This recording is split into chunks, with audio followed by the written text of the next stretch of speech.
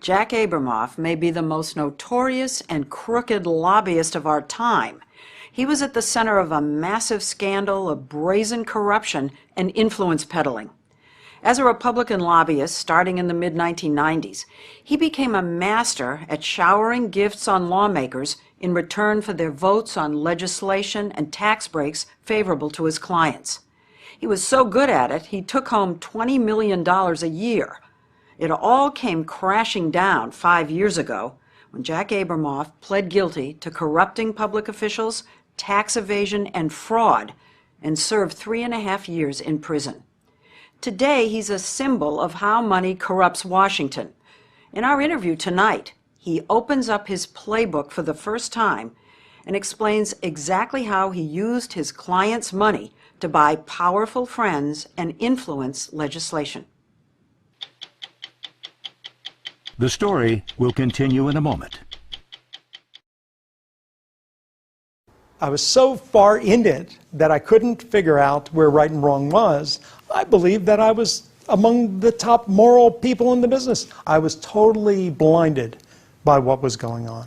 Jack Abramoff was a whiz at influencing legislation, and one way he did that was to get his clients, like some Indian tribes, to make substantial campaign contributions to select members of Congress. As I look back, it was effective. It certainly helped the people I was trying to help, both the clients and the Republicans at that time. But even that was, you're now saying, was corrupt. Yes. Can you quantify how much it costs to corrupt a congressman?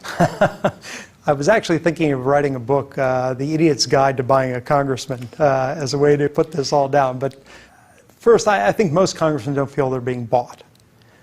Most congressmen, I think, can, in their own mind, justify the system, rationalize. Yeah. And by the way, we wanted as lobbyists for them to feel that way. Abramoff would provide freebies and gifts, looking for favors for his clients in return. He'd lavish certain congressmen and senators with access to private jets and junkets to the world's great golf destinations like St. Andrews in Scotland, free meals at his own upscale Washington restaurant, and access to the best tickets to all the area's sporting events, including 2 skyboxes at Washington Redskins games. I spent over $1 million a year on tickets to sporting events and concerts and whatnot at all the venues. $1 million? Yeah, yeah. For the best seats? The best seats. I had 2 people on my staff whose virtual full-time job was booking tickets. We were Ticketmaster for these guys. And the congressman or senator could take his favorite people from his district to the game? Congressman or senator could take 24 of his favorite people from their district. Was all that legal? We would certainly try to make the activity legal, if we could. At times we didn't care. But the best way to get a congressional office to do his bidding, he says, was to offer a staffer a job that could triple his salary. When we would become friendly with an office and they were important to us, and the chief of staff was a competent person, I would say, or my staff would say to him or her at some point, you know, when you're done working on the Hill, we'd very much like you to consider coming to work for us. Now, the moment I said that to them, or any of our staff said that to them, that was it. We owned them. And what does that mean?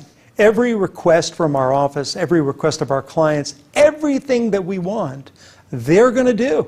And not only that, they're going to think of things we can't think of to do. Jack Abramoff could sweet-talk a dog off a meat truck. That's how persuasive he was. Neil Volz was one of the staffers Abramoff was talking about. He was chief of staff to Congressman Bob Ney, who as chairman of the House Administration Committee had considerable power to dispense favors. Abramoff targeted Volz and offered him a job. You're the chief of staff of a powerful congressman, and Jack owns you, and you haven't even left working for the congressman. Well, I have a distinct memory of, you know, negotiating with Jack at a hockey game. So we're, you know, just a few rows back, the crowd's going crazy, and Jack and I are having a business conversation, and, you know, I'm wrestling with how much I think I should get paid, and then 5 minutes later, he's asking me questions about some clients of his. When you look back, was that the corrupting moment? I think we were guilty of engaging in a corrupt relationship. So there were several corrupting moments. There isn't just one moment. There were many. At the end of the day, most of the people that I encountered who worked on Capitol Hill wanted to come work on K Street, wanted to be lobbyists. You're telling me this, the genius of figuring out you could own the office by offering a job to the chief of staff, say, I'm having two reactions. One is brilliant, and the other is I'm sick to my stomach. Right, evil. Yeah, terrible. Because it's Shameful. hurting our country. Absolutely, it's the worst thing that could happen. All parts of mad the at you. system. I was mad I'm at not me. kidding, I'm I not was kidding. mad at me. Leslie, look, I did things and I was involved in the system I should not have been in. I'm ashamed of the fact I was there. The very reason why now I'm speaking about it and now I'm trying to do something in recompense is the fact that I thought it was wrong of me to do it. One of the offices he keyed on was that of his good friend, the Majority Leader Tom DeLay, eventually hiring his deputy chief of staff and his press secretary and going into business with DeLay's chief of staff. Did you own his staff? I was as close to his staff as to any staff. I had a very strong personal relationship with a lot of his staff. How many congressional offices did you actually own? We probably had very strong influence in 100 offices at a time. Come on. No. 100 offices? In those days, I would view that as a failure, because at least 335 offices that we didn't have strong influence in. Did he own you? I don't believe Jack Abramoff owned me, but were we involved in the culture of corruption together? Absolutely. Former Republican Congressman Bob Ney was ambitious and looked at Abramoff as a way to build alliances with the White House and the Majority Leader. I wanted to be Speaker of the House, and Jack Abramoff was the beautiful light of day for me to get to the person who I had had some conflicts with, Tom DeLay. Abramoff began inviting Ney on golf trips, including one to Scotland, and to his restaurant Signatures, where Ney was given food and drinks on the house, a violation of the congressional gift limit laws. Ney says he was hardly the only one crossing the line. But I will still tell you, at that point in time, in order to get a drink at Signatures, you had to shove White House staffers of George Bush the heck away from the bar, and it was packed with people, and there were members. Now, that doesn't mean everybody did everything for Jack, but if you want to talk about strict interpretation of violation of the laws of drink and food, Katie barred the door. She was wide open, two shotguns blaring. After months of taking handouts, Ney was approached by Neil Volz, his former chief of staff, and by then a lobbyist for Abramoff. I let you down there. But I took Volz asked Ney to insert some language into a reform bill that would give a backdoor license to an Indian casino owned by one of Abramoff's clients. You often hear about lobbyists getting special secret deals for their clients like this. It's an insidious technique that Abramoff perfected. So what we did was we crafted language that was so obscure, so confusing, so uninformative, but so precise to change the U.S. Code. Here's what you tried to get Right. tacked on to this reform bill. Yeah. Public Law 100-89 is amended by striking Section 207, paren, 101 stat, period, 668, 672, close paren. Right, now isn't that obvious what that means? It was perfect. It was perfect. So that's what you tried to get inserted. Yes. And that was going to provide for a casino. Yes. And who on earth is going to know that? No one except the chairman of the committees. Who stuck it in there? Yes. And that's one of the things you used to do. Yes. And it was deliberately written like that. Precisely. Yes. And that's done a lot. Members don't read the bills. You didn't even know what it was for. had no idea. And then when we got the written But language, why didn't you know what it was for? That I didn't care. Oh. It was a great big shell game, and I was in the middle of it, whether knowing or not. I was dumb enough to not say, "What's this thing do?" Ney would eventually serve 17 months in federal prison, the only congressman who was ever charged in the scandal. But Abramoff says there were many other members that did his bidding that could have been charged. Was buying favors from lawmakers easy? I think people are under the impression that the corruption only involves somebody handing over a check and getting a favor. And that's not the case. The corruption, the bribery, call it. Okay. Because ultimately that's what it is. That's what the whole system is. The whole system's bribery? In my view, I'm talking about giving a gift to somebody who makes a decision on behalf of the public. At the end of the day, that's really what bribery is. But it is done every day, and it is still being done. The truth is there are very few members who I could even name or could think of who didn't at some level participate in that. Abramoff prided himself on being a man who did good. Hey, let him get in, will you? He was devoutly religious and exorbitantly charitable. He says he gave away 80% of his earnings.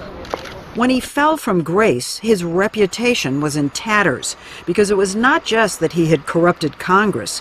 It was found he had cheated his clients, like the Indian tribes. Most of the money I made, I gave away to either communal or charitable causes. So I thought I was, frankly, I thought I was one of the most moral lobbyists out there. Things began to unravel for Abramoff when the Washington Post published a largely unflattering portrait of him in 2004, reporting that he charged his clients 10 times more than any other lobbyist in town. My first response was, what's the big deal? I don't understand what this is about. Of course, this is what lobbyists do. What he didn't understand was the part that said he and a former aide to Tom DeLay had overbilled 4 of his Indian casino clients by $45 million. In the end, he was brought up on federal charges of tax evasion and ripping off Indian tribes. On the day he went to court and pled guilty, Abramoff looked grim. The judge sentenced him to 4 years. I really think what you were doing was subverting the essence of our system. Absolutely right. But our system is flawed and has to be fixed. Human beings populate our system. Human beings are weak. And you preyed on that. I did. I was one of many who did. I did, and I'm ashamed of that fact. He was sent to a medium security facility in Cumberland, Maryland. When he was released last June, he began working as an accountant at a kosher pizza parlor. Turns out Jack Abramoff was broke, partly because he's paying off nearly $24 million in restitution to the Indian tribes. Today, he lives in his old house in Maryland with his wife, 5 children, and the 2 Doberman pinschers Mrs. Abramoff bought to protect the family while he was away. Hello. After the scandal, Congress instituted a package of reforms, making what Abramoff did, like plying members of Congress with free, expensive meals, illegal. But he doesn't see the new reforms as being very effective. The reform efforts continually are these faux reform efforts where they'll tweak the system. They'll say you can have a meal with a congressman if they're standing up, not sitting down. Is that serious, or are you joking? Oh, no, I'm not joking So it's at all. okay if you pay for lunch as long as you stand up? Well, it's actually worse than that. You can't take a congressman to lunch for $25 and buy him a hamburger or a steak or something like that, but you can take him to a fundraising lunch and not only buy him that steak, but give him $25,000 extra and call it a fundraiser and have all the same access and all the same interaction with that congressman. So the people who make the reforms are the people in the system. Could you do the same thing today? I'm asking whether you think the system's been cleaned up. No, the system hasn't been cleaned up at all. At all. There's an arrogance on the part of lobbyists, and certainly there was on the part of me and my team, that no matter what they come up with, we're smarter than they are and we'll overcome it. We'll just find another way through, that's all. He says the most important thing that needs to be done is to prohibit members of Congress and their staff from ever becoming lobbyists in Washington. If you make the choice to serve the public, with public service, then serve the public, not yourself. When you're done, go home. Washington's a dangerous place. Don't hang around. Former Congressman Bob Ney now works part-time as a radio host. His former chief of staff, Neil Volz, is currently working as a night janitor at a Florida restaurant. And Jack Abramoff has written a memoir called Capital Punishment.